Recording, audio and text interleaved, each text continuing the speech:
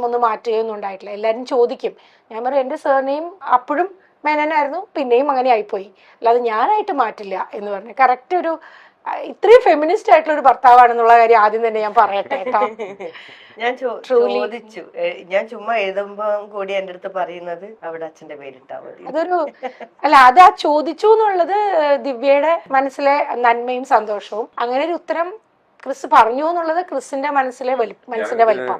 Feminism ഒരു mail chauvinism അങ്ങനെയുള്ള ഇതിലെ കാറ്റഗറിയിൽ മാറ്റുന്നതിന് പകരം ഇൻഡിവിജ്വാലിറ്റി എന്നുള്ള ഒരു കാര്യം. അതായത് ഇത്രയും കാലം ഇൻഡസ്ട്രി അറിഞ്ഞിരുന്ന ദിവ്യ ശ്രീധർ സഡൻ ആയിട്ട് ഒരു ദിവസം ദിവ്യ ക്രിസ് ആവേണ്ട ആവശ്യമില്ല. ദിവ്യ ശ്രീധറായിട്ട് തന്നെ നിങ്ങൾ പ്രേക്ഷകർ അറിയേണ്ട കുറെ കാര്യങ്ങളുണ്ട്. നമ്മൾ വെറുതെ ഒരു രസത്തിനോ അല്ലെങ്കിൽ മറ്റുള്ളവരുടെ ജീവിതത്തിലേക്ക് എത്തി നോക്കുന്ന സ്വഭാവക്കാരായിട്ടുള്ളവര് ഉണ്ടാവാം, ഈ സോഷ്യൽ മീഡിയയിൽ ഉണ്ടാവും. അവര് ആ വാക്കുകൾ ഉപയോഗിക്കുമ്പോൾ, പല വാക്കുകളും ഉപയോഗിക്കുമ്പോൾ അതെങ്ങനെയാണ് അവരെ നോവിക്കുന്നത് അല്ലെങ്കിൽ എങ്ങനെയാണ് അവരത് എടുക്കുന്നത് എന്നുള്ളത് വളരെ വലിയൊരു കാര്യമാണ്. ശരിയല്ലേ ക്രിസ്? ഇതില് നമ്മൾ പൊതുവെ വീട്ടിലൊക്കെ സംസാരം ഉണ്ടാവുമ്പോൾ ആരെങ്കിലൊക്കെ പറയും, അവൻ പണക്കാരനായത് എങ്ങനെയാണെന്നറിയാം, അവൻ റോഡിൽ നിൽക്കുമ്പോൾ വഴിയിൽ നിന്ന് ഒരു പെട്ടി കിട്ടി, ആ പെട്ടിക്കകത്ത് മുഴുവനും ഗോൾഡ് ബിസ്ക്കറ്റ് ആയിരുന്നു, അവൻ ഓവർനൈറ്റ് അവൻ പണക്കാരൻ. അപ്പൊ ഞാൻ ചോദിക്കാറുള്ളത്, നിങ്ങൾ റോഡിൽ പോയി നിൽക്കൂ, എവിടെയാണോ ഈ പെട്ടി വീഴുന്നത് അവിടെ പോയി നിൽക്കൂ, എന്നിട്ടായി കാണിക്കൂ. കാരണം there is A story of struggle between that. ഈ പെട്ടി കിട്ടി എന്ന് പറയുന്ന ആൾ എത്ര കഷ്ടപ്പെട്ടു എന്ന് നമുക്കറിയില്ല. അപ്പൊ പച്ചയ്ക്ക് പറയും അവൻ കള്ളക്കടത്തി, എന്നാ ധൈര്യം ഉണ്ടെങ്കിൽ അതൊന്ന് ചെയ്ത് കാണിക്കും. അപ്പൊ അതേപോലെ ഞാൻ കല്യാണം കഴിച്ചു എന്നുള്ളത് എന്റെ വ്യക്തി ജീവിതം ആൾക്കാർക്ക് കുറ്റം പറയാണെന്നുണ്ടെങ്കിൽ ഞാൻ വരുന്നതിന് മുന്നേ എത്രയോ അവസരങ്ങൾ ഉണ്ടായിരുന്നു. എന്തുകൊണ്ട് ദിവ്യയോട് ആരും ചോദിച്ചില്ല കല്യാണം കഴിച്ച ഒരു ജീവിതം തരാമെന്ന്? എന്തുകൊണ്ട് പറഞ്ഞില്ല? ആ പറയാൻ ധൈര്യമില്ലാത്തവരെ കമന്റ് ചെയ്തിട്ട് എനിക്ക് I don't really think that I should even look at dum. കാരണം അവർക്ക് മലയാളികൾ പൊതുവെ ആർക്കെങ്കിലും എന്തെങ്കിലും ഒരു വിഷമം വന്നു കഴിഞ്ഞാൽ അയ്യോ അയ്യോ അയ്യോ എന്നൊക്കെ പറയും. പക്ഷെ അവർക്കൊരു നല്ലത് വന്നു കഴിഞ്ഞാൽ ഒരു സ്കെപ്റ്റിക്കൽ ആയിട്ടാണ് പിന്നെ അതിനെ കാണുന്നത്. ഡയലോഗ് മാറുന്നില്ല. ഇതിപ്പോ ഞാൻ എപ്പോഴും പറയാറുണ്ട്, കല്യാണത്തിന് മുന്നേ കാമുകയും കാമുകനും പപ്പി എന്ന് വിളിക്കുന്നത് കല്യാണം കഴിഞ്ഞാടാ പട്ടി എന്ന് വിളിക്കുന്നത് ഒന്ന് തന്നെയാണ്. കാരണം മൃഗം മാറുന്നില്ല. അതേപോലെ വിഷമം വന്നു കഴിഞ്ഞാൽ അയ്യോ അയ്യോ എന്ന് പറയുന്നത് നന്നായി കഴിഞ്ഞാൽ അയ്യോ അയ്യോ എന്ന് പറഞ്ഞ അതേ വേർഡ് തന്നെ ആർക്കും സഹിക്കാൻ പറ്റില്ല. അതെ, ക്രിസ്റ്റിനെ കുറിച്ച് പറയുമ്പോൾ ഒരുപക്ഷെ പല ഇന്റർവ്യൂവിൽ ഇതൊന്നും പറഞ്ഞിട്ടുണ്ടാവില്ല. എനിക്ക് ക്രിസ്റ്റിനെ പേഴ്സണലായിട്ട് കഴിഞ്ഞ ഒരു 20-ലേറെ വർഷക്കാലമായിട്ട് മോർ ദാൻ 25 years എന്ന് വേണമെങ്കിൽ അറിയാം. ക്രിസ് എന്താ പറയാ, അന്ന് ലോ കഴിഞ്ഞിട്ടാണ് റേഡിയോക്ക് പോകുന്നതിന് മുന്നെയാണ് ദുബായിലേക്ക് റേഡിയോയിലേക്ക് പോകുന്നതിന് മുമ്പുള്ള ക്രിസ്. എഞ്ചിനീയറിംഗും ഒരു PGDPM മാത്രം കഴിഞ്ഞ സമയത്തുള്ള ക്രിസിനെയാണ് എൻ്റെ ഓർമ്മ. ആ ഓർമ്മയിലുള്ള ക്രിസിന് അതിമനോഹരമായിട്ട് ലാംഗ്വേജ് ഉപയോഗിക്കുന്ന, ഇംഗ്ലീഷും മലയാളവും ഹിന്ദിയും തമിഴും ഒക്കെ നന്നായി ഉപയോഗിക്കുന്ന നല്ല അവതാരകൻ. അതുപോലെ തന്നെ വോയിസ് കോച്ച് അല്ലെ, വോയിസ് കോച്ചിങ് ചെയ്തിരുന്നു. അതിനുശേഷം ഹിപ്നോതെറാപ്പി പഠിച്ചില്ലേ അല്ലേ? എൻ്റെ ഓർമ്മ ശരിയാണ്, ഹിപ്നോതെറാപ്പിസ്റ്റ് ആയി. പിന്നീട് ലോ പഠിച്ച് ലിറ്റിഗേഷൻ, അതായത് നിയമജ്ഞനായി, വക്കീലായി. നിയമജ്ഞനും വക്കീലും രണ്ടാണ്.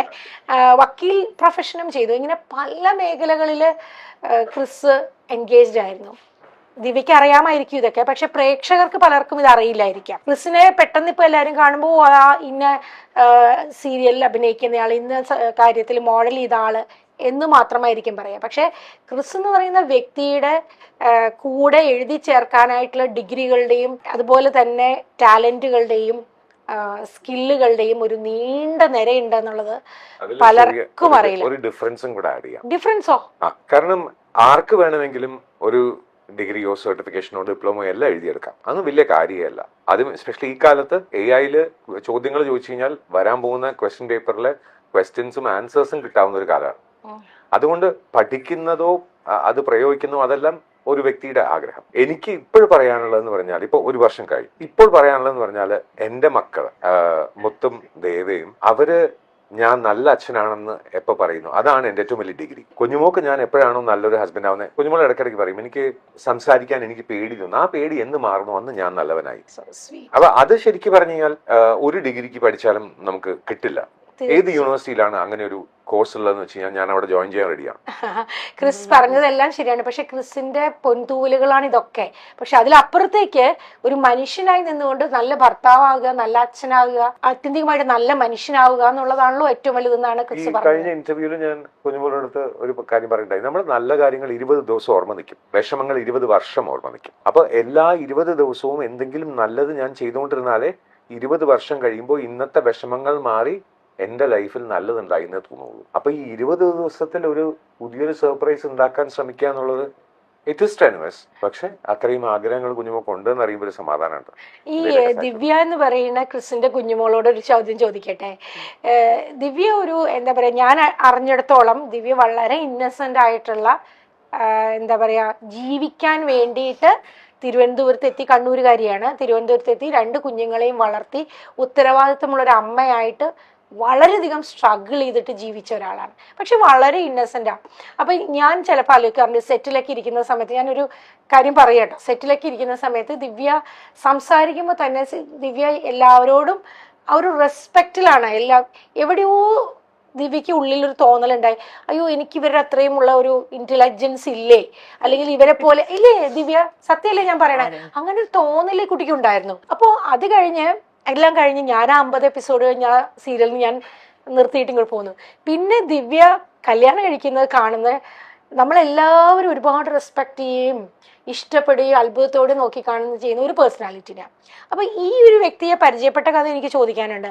അതിനു മുമ്പ് ഈ വിവാഹത്തിലേക്ക് എത്തുമ്പോൾ തീരുമാനം എടുത്തല്ലോ, ഇത്രയും ഇന്റലിജന്റും ഔട്ട് ഗോയിങ്ങും കാര്യങ്ങളൊക്കെ അറിയുന്ന ഒരാളെ കല്യാണം കഴിക്കുമ്പോൾ അയ്യോ ഞാൻ ഇയാൾക്ക് എങ്ങനെയായിരിക്കും ചേരുക എന്നൊരു കൺഫ്യൂഷൻ ഉണ്ടായിരുന്നു ദിവ്യക്ക്.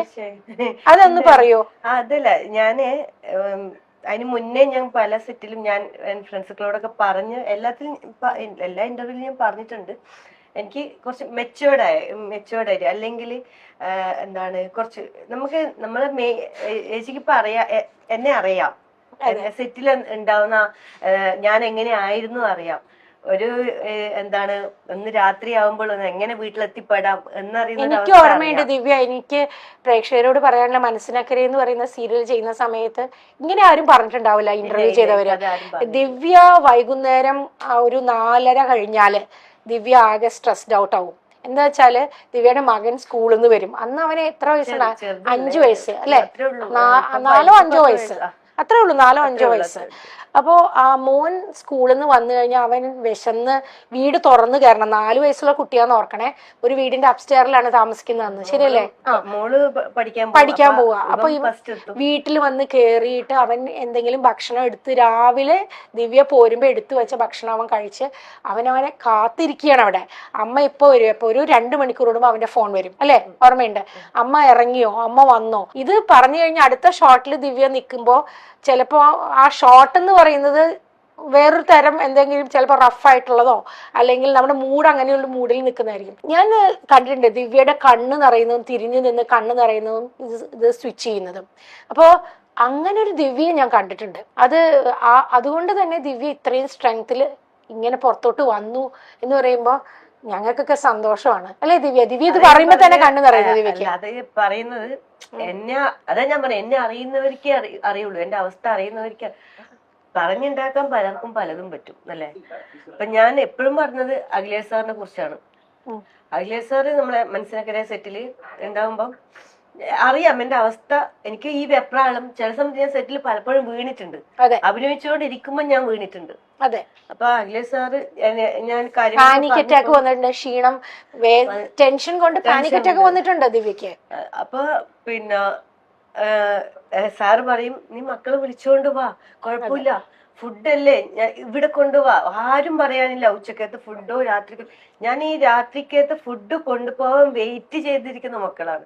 എനിക്കറിയാം, കൊണ്ട് കൊടുത്തിട്ട് വേണം അവർക്ക് കഴിക്കാൻ. ആ ഒരു അവസ്ഥയാണ് എനിക്ക് ഓർമ്മയുണ്ട് ക്രിസ്. ദിവ്യ നമുക്ക് സെറ്റിൽ നിന്ന് എല്ലാവരും ഹോട്ടൽ റൂംസിലേക്ക് പോവാനായിട്ട് ഇറങ്ങുന്ന സമയത്ത്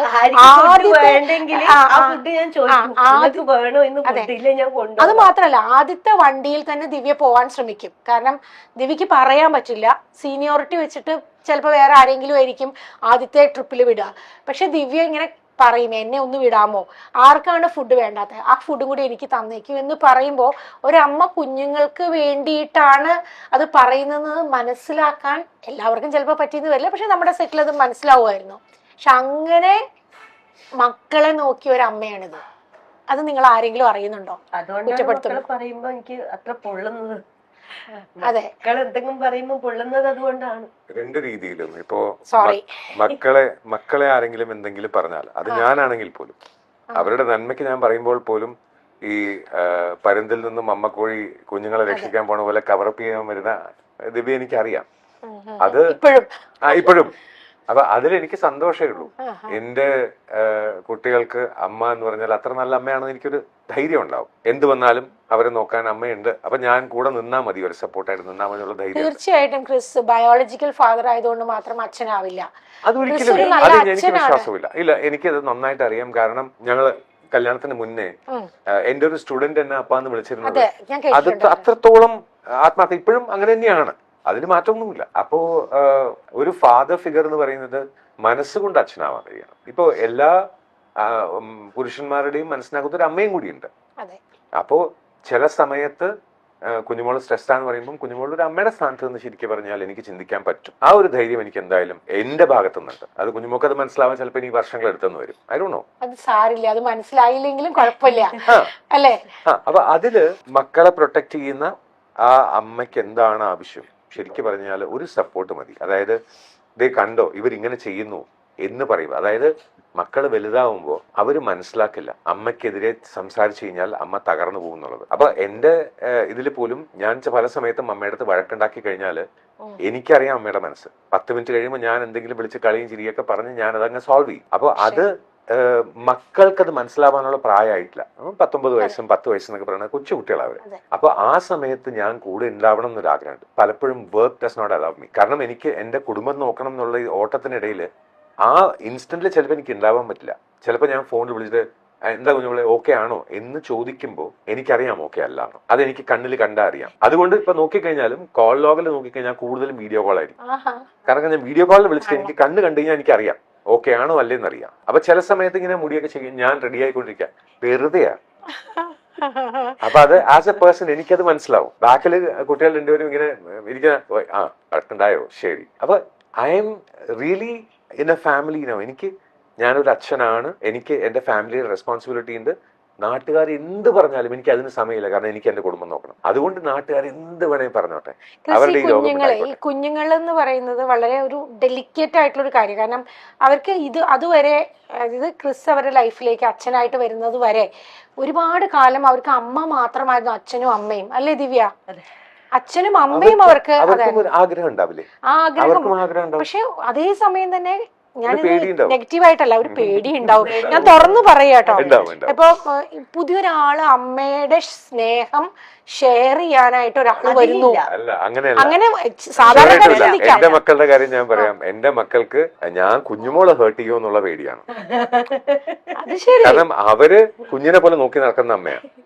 അവർ രണ്ടുപേരും ഒരു കുഞ്ഞിനെ പോലെ നോക്കുകയാണ് അമ്മേനെ. അപ്പൊ ഞാൻ കാരണം എങ്ങാനും ഞാൻ വിഷമിപ്പിക്കുന്നുണ്ടോ എന്ന് നോക്കി ആ സമയത്ത് എന്നെ അറ്റാക്ക് ചെയ്യാൻ റെഡി ആയിട്ട് നിൽക്കുന്ന മക്കളാണ്.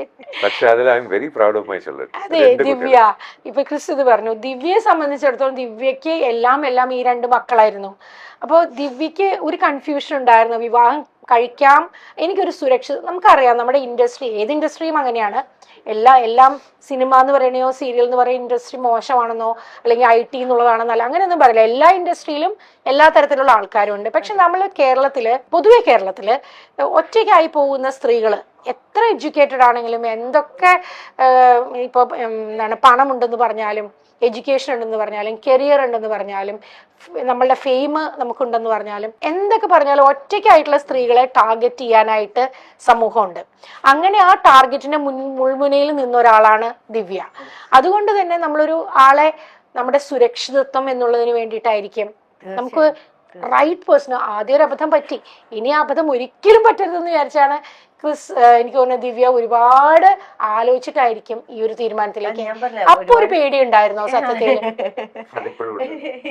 അങ്ങനെ പറയരുത് ദിവ്യ പറയൂ. അല്ല ഞാന് പറഞ്ഞില്ലേ ചേച്ചി, ഇതുപോലെ തന്നെ എനിക്ക് നമുക്ക് ഇത് ഞാൻ പറഞ്ഞ സപ്പോർട്ടിന് വേണം. നമുക്ക്. അല്ലാണ്ട് നമ്മളെ മുതലെടുക്കാൻ വേണ്ടി ഒരാളെ ജീവിതത്തിലേക്ക് വരരുത്. അതുണ്ടായിട്ടുണ്ട്. അതാണ് ഞാൻ പറഞ്ഞത്. പക്ഷെ എന്താണ്, നമ്മൾ ഈ ആർട്ടിസ്റ്റ് എന്ന നിൽക്കുമ്പോ മറ്റുള്ളവരുടെ കാഴ്ചപ്പാട് വേറെയാ. നമ്മളാണെങ്കിൽ പൊട്ടന്മാര് സ്നേഹത്തിന് വേണ്ടി അല്ലേ, നമ്മൾ പെണ്ണെന്ന് പറയുന്ന വർഗം അങ്ങനെയാ. ആണുങ്ങൾ ഒരു സ്നേഹം കിട്ടാത്തവര് ഒരു സ്നേഹം ആരെങ്കിലും തരുവോ എന്ന് വെച്ചാൽ നല്ലോണം സ്നേഹിക്കണ്ടല്ലോ. അപ്പൊ നമ്മൾ അങ്ങോട്ടേക്ക് പൈസ കൊടുത്ത് സ്നേഹിക്കലേ. എല്ലാരും അനുഭവം ഇതായിരിക്കും, പക്ഷെ ആരും തുറന്ന് പറയില്ല എന്ന് മാത്രം. അവൻ നല്ലോണം സ്നേഹിക്കണ്ടല്ലോ എന്നെ, ആടാ ഒരു 5000 ഉണ്ടാ, അയ്യോ എനിക്ക് ഇങ്ങനെ ബുദ്ധിമുട്ടാണ്, എന്താ ചെയ്യാ, കടം അവിടെ അതെയാന്ന് കടമുണ്ടാ. അപ്പൊ നമ്മളെന്താ പറയാ, അത് നോക്കൂ, നമ്മള് കടം വാങ്ങി അങ്ങോട്ട് കൊടുക്കുക, സ്നേഹമല്ലേ കിട്ടുന്നത്, കയ്യിലെ വള ഊരി കൊടുക്കും. അതാണ് അവസ്ഥ. നമ്മള് ശരിക്കും പറഞ്ഞ പൊട്ടന്മാരായി, പെണ്ണുങ്ങളെന്ന് പറഞ്ഞ പൊട്ടന്മാരാ. അപ്പൊ ആയിക്കോട്ടെ, പൊതുവെ സത്യമാണ്, ഒരു വലിയ സ്റ്റേറ്റ്മെന്റ് ആട്ടോ. അതിന് വളരെ സിമ്പിൾ ആയിട്ട് പറഞ്ഞതാണ് ദിവ്യ. നമ്മളൊക്കെ പറയുന്ന വലിയ സ്റ്റേറ്റ്മെന്റ് ഒന്നും അല്ല, സത്യസന്ധമായിട്ടുള്ളത് പറഞ്ഞു. ചെയ്ത ഒരു കാര്യം കൂടെ പറയാം. ഒരു ഹ്യൂമൻ അത്രയേ ഉള്ളൂ, അത് പെണ്ണാവണം എന്നില്ല. ആണുങ്ങളുടെ കാര്യത്തില് കുഞ്ഞുങ്ങൾ എന്തൊക്കെയാണോ ലൈഫില് അനുഭവിച്ചിട്ടുള്ളത്, അതിന്റെ ഒരു ഓപ്പോസിറ്റ് സൈഡില് what a man can undergo, അത് ഞാൻ പോയിട്ടുണ്ട്. അത് എന്റെ അമ്മയോട് ചോദിച്ചാൽ അറിയാം. ഞാൻ വാട്ട് ഐ വെന്റ് ത്രൂ എന്നുള്ളത് എന്റെ അമ്മയ്ക്ക് അറിയാം. കുറെയൊക്കെ അമ്മ പോലും കേട്ടിട്ടില്ല, അമ്മയ്ക്ക് പോലും കേൾക്കാൻ പറ്റാതെ, അതായത് അത്രത്തോളം സ്ട്രെയിൻ അമ്മയ്ക്ക് എടുക്കാൻ പറ്റില്ല എന്ന് പറഞ്ഞിട്ട് പലപ്പോഴും ഫോൺ കട്ട് ചെയ്തിട്ടുണ്ട്. അപ്പോ അമ്മയ്ക്ക് അറിയാം ഇതിൽ കൂടുതലുണ്ട്, പക്ഷെ അത് എന്താണെന്ന് ചോദിക്കാനുള്ള ധൈര്യം ഇല്ല എന്നുള്ളത്. അത് ക്രിസ് പറയാനും ആഗ്രഹിക്കുന്നില്ല പുറത്തേക്ക്. എന്തിന്? അതെ, പറഞ്ഞ വെറുതെ എന്തിന്? ആൾക്കാർക്ക് കാണുമ്പോ ഇവൻ ജാടയാണ്, ഇവൻ താടിയാണ്, ഇവൻ അങ്ങനെയാണ് ഇങ്ങനെയാണ് പറയണ, വെറും ഈ കോമാളിയാണെന്ന് പറയുന്നത് പറഞ്ഞോട്ടെ. ഞാൻ അനുഭവിച്ചത് ഞാൻ അറിഞ്ഞു, കുഞ്ഞുമോൾ അറിഞ്ഞു, മതി. അല്ലെ, ഈ കുറ്റപ്പെടുത്തവനും ഇതേ സ്റ്റേജിൽ പോകുന്നവരായിരിക്കും. എന്നാലും അതിന് വേറൊന്നുമില്ല, അതിന് ചെറിയ അസൂയ, കുശുമ്പ് എന്നൊക്കെയാണ് വാക്കുകൾ. അത്രേ ഉള്ളൂ അതില്. ആസ് എ ഹ്യൂമൻ നമ്മൾ എല്ലാവരും സ്നേഹത്തിന് വേണ്ടി നമ്മൾ എന്തും ചെയ്യാൻ തയ്യാറാണ്. ഒരു കോംപ്രമൈസ് വന്നു കഴിഞ്ഞാൽ ഓപ്പോസിറ്റ് സൈഡിൽ മാനിപ്പുലേറ്റിംഗ് ബിഹേവിയർ ഉള്ള ഒരാളാണെന്നുണ്ടെങ്കിൽ എങ്ങനെ മുതലെടുത്ത് ജീവിക്കാം. അപ്പൊ ഇതാണായാലും പെണ്ണായാലും, അതായത് ഒന്ന് താഴ്ന്നു കൊടുത്തു കഴിഞ്ഞാൽ ഇവന്റെ തലയിൽ ചവിട്ടി ഡാൻസ് കളിക്കാൻ തീരുമാനിക്കുന്ന പെണ്ണുങ്ങളുണ്ട്. അപ്പൊ അതേപോലെ തിരിച്ച് ഇവൾ ഒന്ന് താഴ്ന്നു കഴിഞ്ഞാൽ ഇവളുടെ സ്വത്ത് മുഴുവൻ എനിക്ക് അടിച്ചെടുത്ത് ഞാൻ ജീവിക്കാന്ന് കഴിയുന്ന പുരുഷന്മാരുണ്ട്. അപ്പൊ ഇതില് ഏറ്റവും ഇൻട്രസ്റ്റിംഗ് ആയിട്ട് തോന്നിയ കാര്യം, ഞങ്ങൾ കല്യാണം അറിയിച്ചു, ഞങ്ങൾ എല്ലാവരും അറിയിച്ചു തുടങ്ങിയപ്പോ കുഞ്ഞുമോക്ക് ഒരു ഫോൺ കോൾ, ഇവനെ കുറിച്ച് അന്വേഷിച്ചിട്ടാണോ, ഇവൻ ആള് മഹാ മോശമാണ് എന്ന് വളരെ മോശമായിട്ടുള്ള ഒരാളാണ് വിളിച്ചു പറയുന്നത്. ശരി, നീ 10 പ്രാവശ്യം ആലോചിച്ചിട്ട് വേണം ഒരു തീരുമാനം എടുക്കാൻ. അപ്പൊ അങ്ങനെ വാർണിംഗ് ഒക്കെ. അപ്പൊ അതുപോലെ തന്നെ അവൾക്ക് പഠിപ്പില്ല. അപ്പൊ ഞാൻ എന്റെ അടുത്ത് പറയാം, എന്റെ അടുത്ത് അത് ഒരേ സ്ഥലത്ത് നിന്നാ വരുന്നതെന്നാണ് ഏറ്റവും കോമഡി. നിങ്ങളുടെ വൈബ് കറക്റ്റ് ആവില്ല. അയ്യോ ദിവ്യക്ക് പഠിപ്പൊന്നുമില്ല, എക്സ്പോഷർ ഇല്ല. ക്രിസ്റ്റിന് ഭയങ്കര എക്സ്പോഷർ ഉള്ള ആളാണ്, എഡ്യൂക്കേറ്റഡ് ഞാൻ ചോദിക്കട്ടെ, ഞാൻ കുഞ്ഞുമോളോട് പറഞ്ഞു, നിനക്ക് ഇംഗ്ലീഷ് അറിയാത്ത സ്ഥലത്ത് നിനക്ക് നാവാവാൻ ഞാനുണ്ട്. എനിക്ക് കണ്ണൂർ ഭാഷ അറിയില്ല, അവിടെ നീ എനിക്ക് നാവായിക്കോ, കുഴപ്പമില്ല. എന്റെ അടുത്ത് പറഞ്ഞ എന്താ പറയാ, ഞാൻ പറഞ്ഞു, അത് മീൻസ് അതായിട്ട് എന്റെ അടുത്ത് പറഞ്ഞു, ഇങ്ങനെ എന്നോട് ഇങ്ങനെ പറഞ്ഞു, എന്റെ അടുത്ത് പറഞ്ഞു എനിക്ക് ഇംഗ്ലീഷ് അറിയില്ല. ഞാൻ പറഞ്ഞു ഞാൻ ഇംഗ്ലീഷ് നല്ലൊരു കുട്ടിയാണ്, നല്ല സ്വഭാവമാണ്, നല്ല ഭംഗിയുണ്ട്, നല്ല കുട്ടി തന്നെയാണ്. പക്ഷെ ക്രിസ്സിന് കുറച്ചും കൂടി വിദ്യാഭ്യാസം ഇല്ല, ആരെങ്കിലും നോക്കിയാ പോരുന്നു. ക്രിസ് ഉണ്ടായിരുന്ന സമയത്ത് ഇവരൊക്കെ എവിടെ പോയി ചോദിക്കുന്നത്. ഈ കല്യാണത്തിന് മുന്നേ ഈ പറഞ്ഞവരൊക്കെ എവിടെ പോയി? ലൈഫ് അറിയുന്ന പിന്നെ എല്ലാം തികഞ്ഞ അങ്ങനെ വിദ്യാഭ്യാസവും സൗന്ദര്യവും സ്റ്റാറ്റസും ഒക്കെ തികഞ്ഞ ഒരാളെ എന്താ കൊണ്ടേ കൊടുക്കാതിരുന്നത്? ഞാൻ ഇങ്ങനെ പറഞ്ഞു കേട്ടാ, അത് എനിക്കത് ഫീലായപ്പോ ഞാൻ പറഞ്ഞ കേട്ടാ, ശരിയാന്ന്, എനിക്ക് പഠിപ്പില്ല. കാരണം 18 വയസ്സിൽ ഞാൻ പിന്നെ അവിടെ പഠിപ്പും മുടങ്ങിയ പിന്നെ എന്തോ ചെയ്യാം. നമ്മുടെ നാട്ടിൽ ഇംഗ്ലീഷ് മീഡിയം, അന്ന് ഇംഗ്ലീഷ് മീഡിയം നമ്മൾ പഠിച്ചില്ല, മലയാളം ഒരു അറിയാലോ.